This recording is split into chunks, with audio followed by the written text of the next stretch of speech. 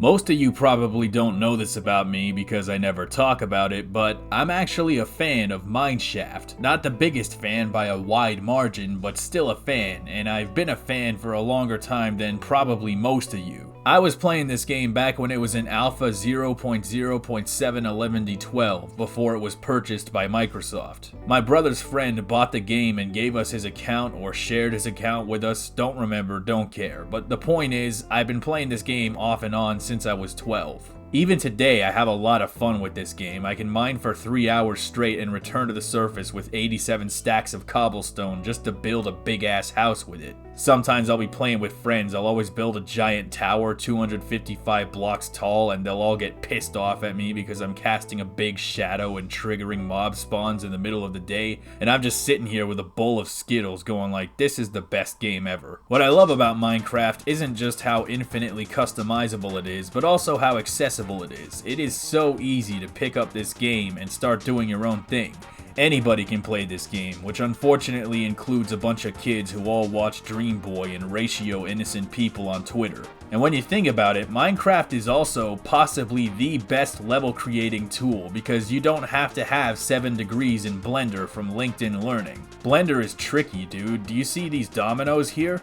It took me 2 days to get these to behave properly. Then you have Banjo-Kazooie. Now, I like this game a lot too, but you probably knew that already. Banjo-Kazooie Minecraft World is a really cool idea for a hack, you know, it's different. The terrain of Banjo-Kazooie is decidedly not cubic in nature, so this is something we haven't really seen in Banjo before. Banjo-Kazooie Minecraft World is pretty much exactly what it sounds like. Banjo is a Minecraft girl in a Minecraft world. The first thing you have to understand about this hack is that even though it's not a full-sized ROM hack, it is surprisingly big. Way bigger than you would expect. When I heard Banjo-Kazooie Minecraft World, I expected maybe like a 40-minute game with one big level, but no. This game is actually a handful of hours long and has at least 6 worlds and a whole showdown with Grunty. This is a real beefy hack, you know what I mean? And there's a surprising amount of variety too. I think the idea is to emulate the different biomes in Minecraft. You got the village area, the swamp area, cave area, snow area. You can even walk through a nether portal and end up in the nether. It is very much a love letter to Minecraft, not just in level design, but in many other respects as well.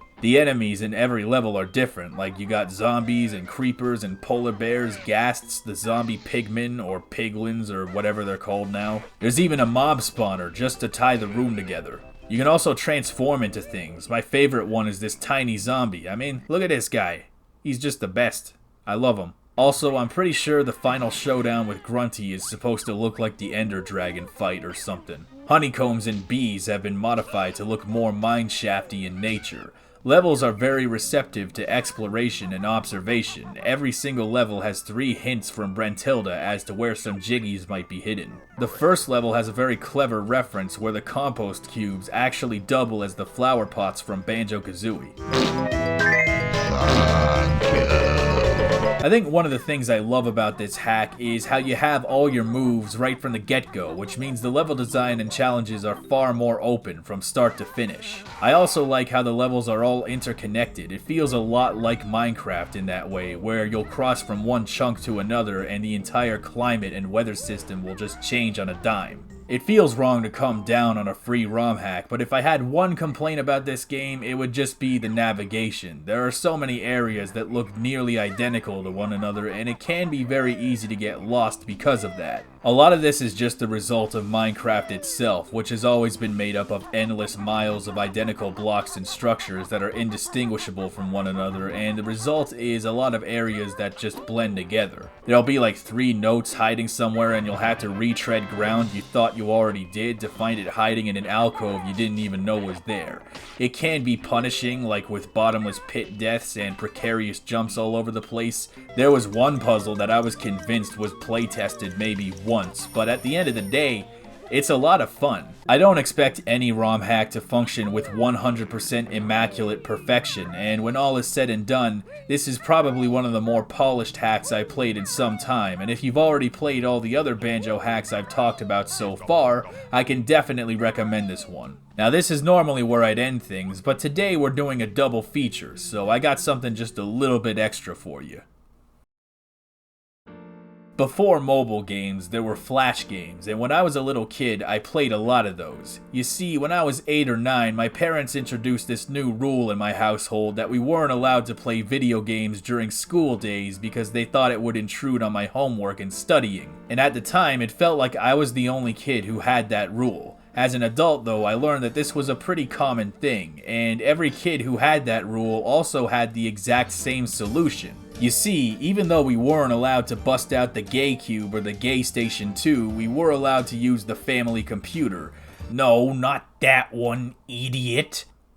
This one. So basically any game that could run on that computer was fair game during the week, and if you were lucky and your school didn't block the websites with a firewall, you could play them at school too. I remember this one kid who would always be playing this game where you play as Homer Simpson and you kill Ned Flanders' entire family with a shotgun. Back then, this was the best way to outsmart your parents and have fun when you weren't allowed to. Of course, once I learned how to run emulators, flash games suddenly became much less relevant, but until then, this was the best that I had, and it honestly wasn't that bad. In fact, it was kinda rad, except for when they lag, and it made me mad and sad because I was a lad. And yeah, maybe it was a fad, but I'm still pretty glad about the times that I had.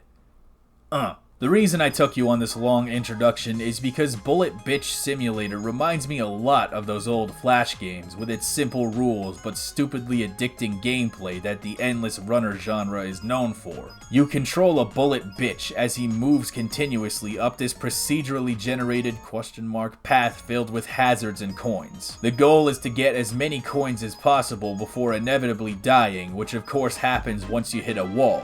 No extra health, no extra lives, one hit, one death, one big old slap in the dick. It's a very simple game where within a single minute you've experienced everything that can happen, but because it seduces you with a theoretically endlessly increasing coin score and by killing you in one shot, which somehow never feels fair, even though it's completely fair, it is very hard to put it down. It is a stupidly addicting experience that I could probably play for hours if I was good enough not to run into a wall like a dumbass. As you keep going further, the speed starts increasing, and at the same time, success makes you want to push your luck by narrowly edging the hitbox over an approaching coin, at the risk of hitting a wall and dying. It's intense, but if you're playing on RetroArch or original hardware, the game starts chugging when too many coins are on the screen, which can give you a nice advantage when you're not confident in your reaction times. This is not a groundbreaking piece of art, but it's incredibly easy to pick up and play, and it's good for bursts of frustrating fun. Just play on RetroArch and pray it keeps putting too many coins on the screen and you're in business. Thanks for watching, cousins.